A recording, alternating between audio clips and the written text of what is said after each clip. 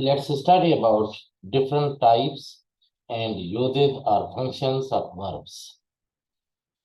How many types or uses of verbs are there in English grammar? At least there are 28 types and uses or functions of verbs. Number one, base verb. The base verb is the form of a verb where it has no ending. ing, ed, en, added to it. It is also called the root verb since it is the very root form of a verb. Examples: I go to school every day. You run a mile every morning. Do your homework. Number second type or usage or function of verb is regular verb. The verbs that follow the most usual conjugations are considered regular verbs. It is regular since it abides by most, if not all, of the regular grammar rules there are. Examples: Rehan played cricket. Tam called out my name. You really walked all the way back. Number third, irregular verb. Irregular verbs, the verbs that have irregularities in terms of following grammar rules are irregular verbs in general. Examples: do the dishes. I hardly ever drink enough water in a day. She drove all the way back. Number four, transitive verb. The main verb that takes a direct object sitting right after it would be a transitive verb. They usually construct the most straightforward of sentences. For example, she went to the fair.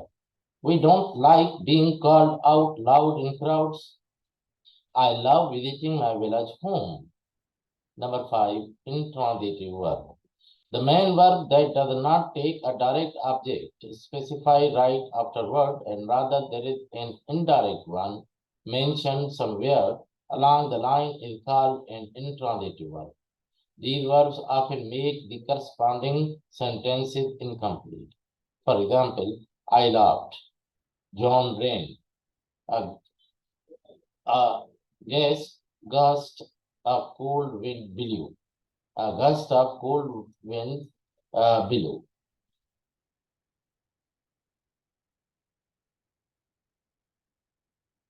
Number six, weak verb.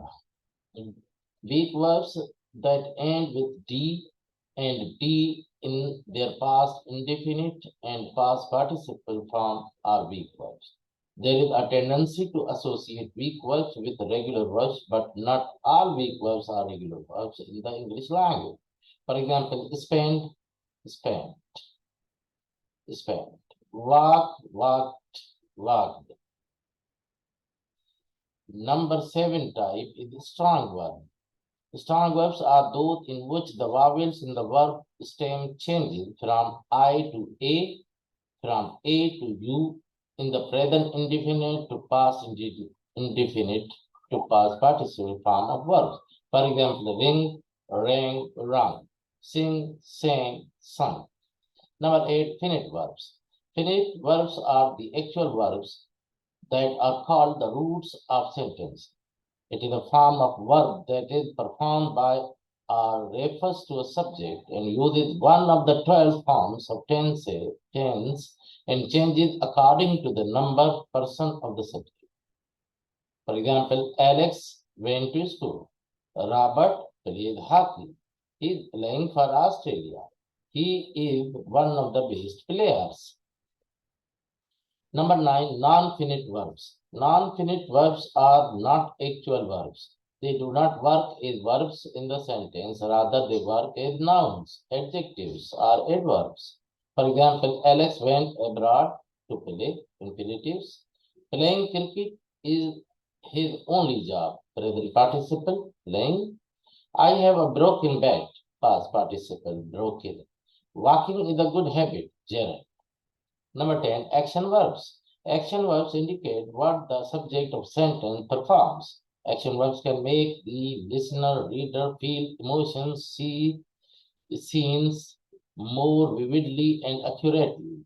Action verbs can be transitive or intransitive. Number one, transitive verbs. Transitive verbs must have a direct object.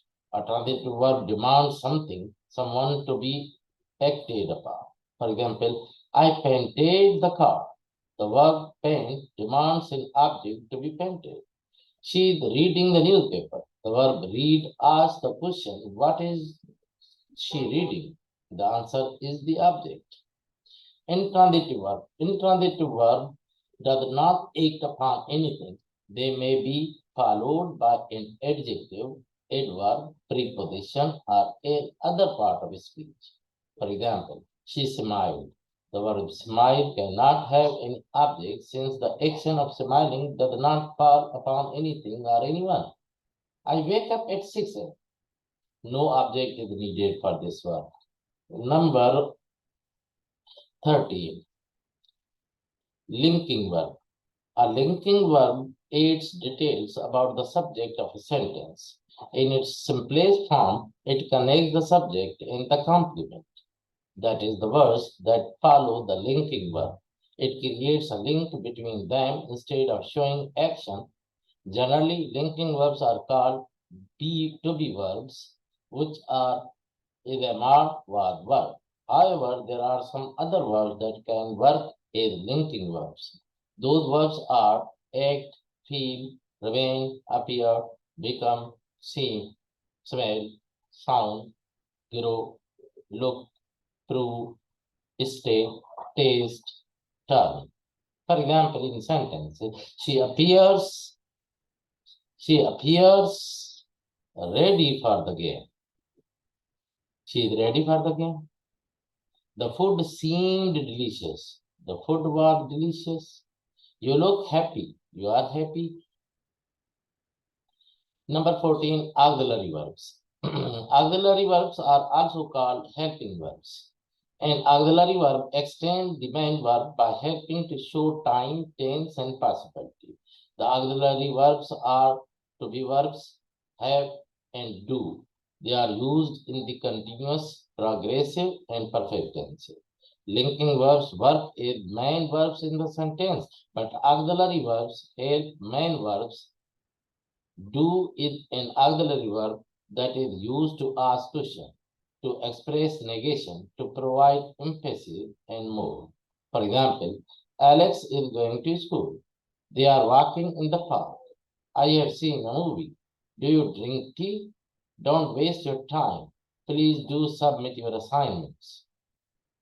Number 15, model verbs. A model verb is a kind of auxiliary verb. It assists the main verb to indicate possibility, potentiality, ability, permission, expectation, and obligation.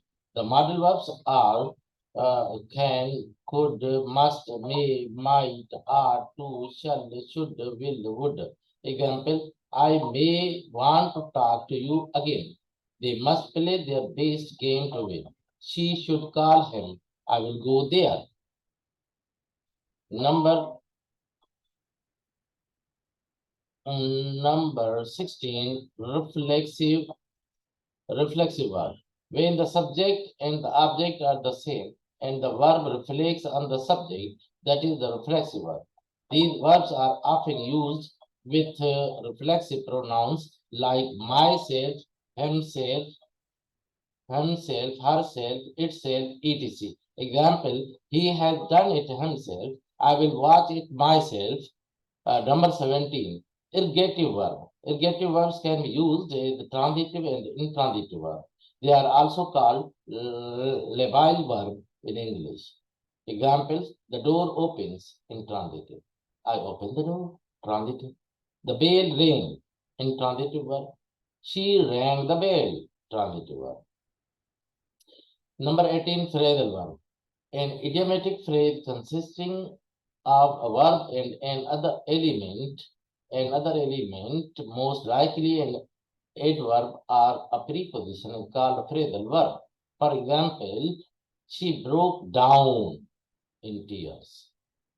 Don't look down upon the poor. I will see to it. See to. Number 19, lexical verbs. Lexical verbs is the main or principal verb of a sentence, which typically takes the major responsibility of a verb that represents the action of a noun or pronoun. For example, he ran to his father. I laughed out loud. Rina tried her best. Number 20, DE-Lexical verb. DE-Lexical verbs lack importance when it comes to meaning, since these verbs hardly have meanings of their own when used individually. The meaning is taken out of the verbs and put into the noun. Take, have, make, give, etc. are DE-Lexical verbs. For example, he took a shower. I had a cold drink. She made some arrangements. Number 21, stative verbs. The stative verbs, the verb that describe the state of being are called stative or being verbs. For example, I need some bugs. You belong to the pomp and power. He smells danger. They remember what happened that day. Number 22, dynamic verb. The verbs that entail continuous or progressive action of the subject are called dynamic or pre-intentive verbs. They express the subject's state of being on the move. For example, he is running fast. Keep hitting the ball hard. Number 23rd, non-continuous verbs. The verbs that are usually never used in their continuous forms are called non-continuous verbs. For example, I like to swim. I'm liking to swim. It is incorrect. We cannot use that. He does not hate you. He is not hating you means likewise we cannot use. He is not hating you will be incorrect.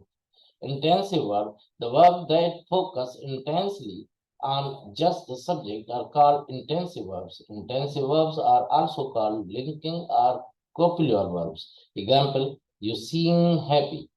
It appears to be just perfect. She looks stunning.